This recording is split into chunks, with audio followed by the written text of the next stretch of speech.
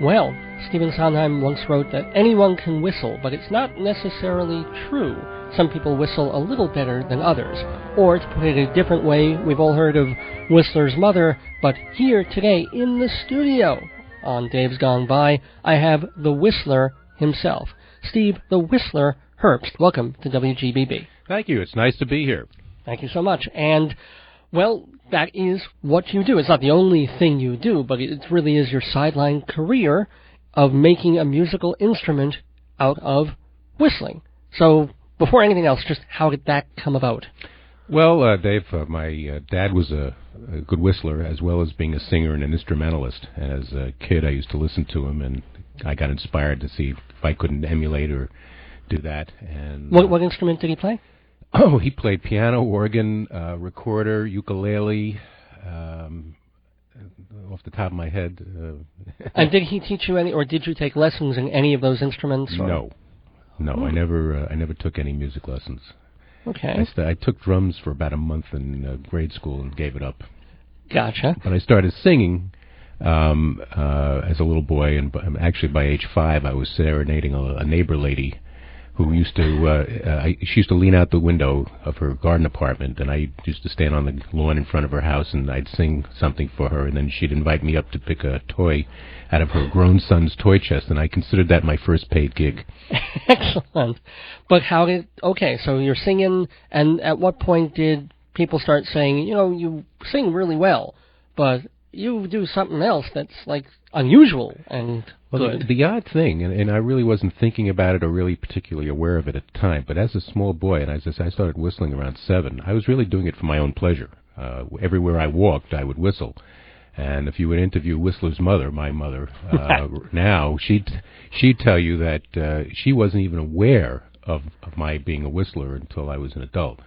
But by age 10, I was whistling Peter and the Wolf everywhere I went, which is Prokofiev, and I used that to develop range and different, tonalities. And by the time I got into college, that's when I started whistling in concerts. So that's when people really became aware of it. Prior to that, I'd get together with a friend who was a jazz pianist, and we'd go into a rehearsal room, and he'd sit down at the keyboard, and I would, do improv with him, and that was just like between the two of us, just for our own fun. But in college, I started whistling in concert in front of audiences. What do you think makes you different from the average person who puts his lips together and blows? In other words, I can go like, but what is the technique? What is the special thing that you do that makes your whistling on, I guess, the professional level? Well, first of all, I have a 3-octave range, and I can simulate different kinds of instruments, such as flutes. Oh, all right, now you've got to do that now. Okay, so let's say flute. Okay, I'll take it even maybe a step better. I had occasion in college to simulate a Japanese reed flute, hitting high E flat with a grace note sans vibrato for Emperor Hirohito's son, Prince Mikasa, who was visiting the United States, and this was out at the Paley House out on the main line, and I was accompanying the University of Pennsylvania Glee Club, of which I was a singing member, and there were wooden claves banging, and so it kind of went something like this. I'm not sure that I can guarantee you that this particular one is high E flat, right? Because I don't have something to go by. But it went something like this.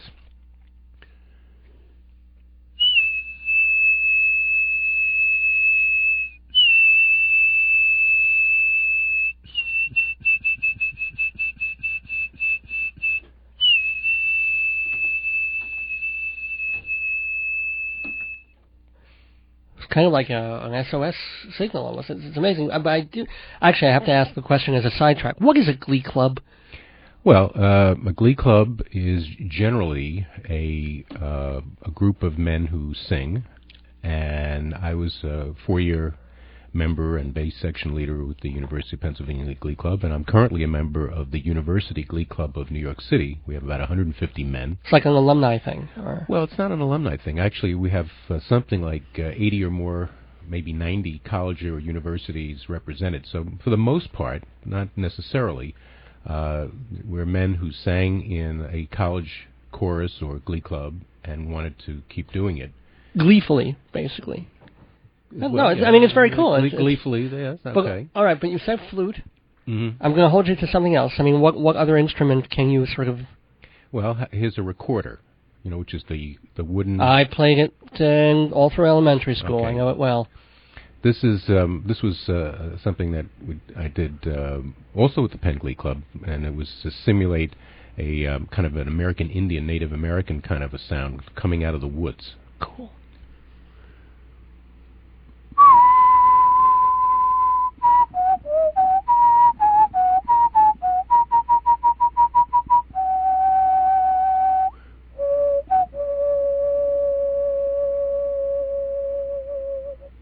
It has that lower, woodier tone. I remember that sound well from being like second, third, and fourth grade with 50 other Hebrew school students trying to you should do hear that. You hatikvah. should have that piece with a tom-tom.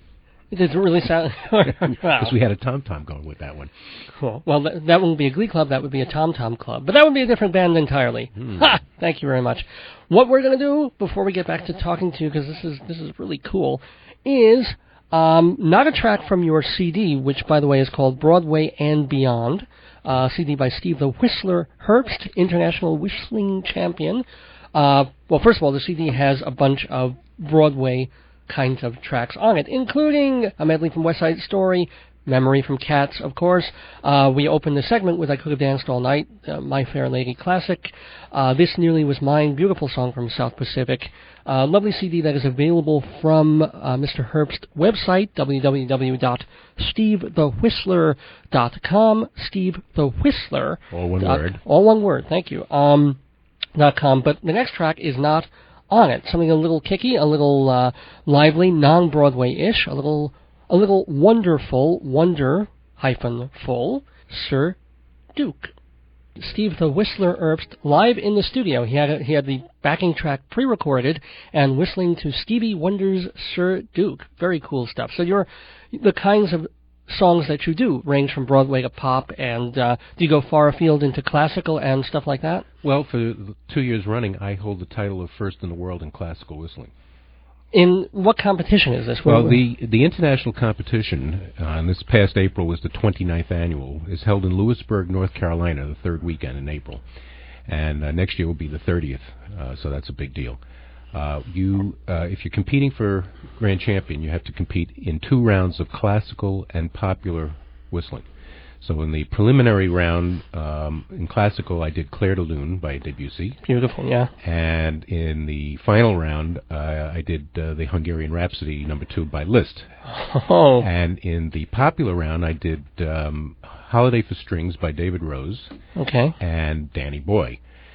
And so this year, I took first in classical, second year in a row I did that, and I took second place in popular, but first place overall, international grand champion. Mazel. And tell what the Irish Echo wrote about you, the newspaper. The Irish Echo reviewed my CD, Broadway and Beyond, and was very, very flattered and very pleased to see that they said Herbst is to whistling as James Galway is to the flute. I consider that high praise indeed. That's pretty. Now, I mentioned also the Zamfir comparison, like on the panpipes, where you take the melody, but you literally turn your personal whistling into an instrument, a wind instrument. It's just your own wind. Well, Dave, actually, the question you asked me before about what makes what I do differently, what makes what I do different from other whistlers. Yeah. The guy on the street, whatever. And I mentioned the 3-octave range, but the other thing is that I think most people when they whistle are just whistling to whistle. When I whistle, I'm looking to simulate an instrument or replace an instrument, as opposed to just sounding as though I'm whistling. Also, another thing your listeners might find interesting is there are 2 major differences in whistling styles. One is bird whistling, and the other is instrumental whistling. And so bird whistlers try to sound like birds doing a song, and they embellish it with a lot of warbling and a lot of trills. On the other hand, an instrumental whistler, which is what I am, looks to not sound like a bird, but sound like an instrument, sound like a flute, sound like a trumpet, sound like a clarinet, or whatever, or violin. Wow. Does your physical condition affect either the tone or your ability to do a certain thing on the day? Like, are you affected by if your sinuses are acting up, if you have cold sores or canker sores or a toothache or a sore throat? Does any of that affect? Well, physical condition is important. I mean, first of all, there's a question of stamina. There's the question of lung power, breath control, breath power. And as an aside, you might also find it interesting compared to the other question we keep coming back to. Sure. A competitive whistler has to be able to whistle in as well as whistling out.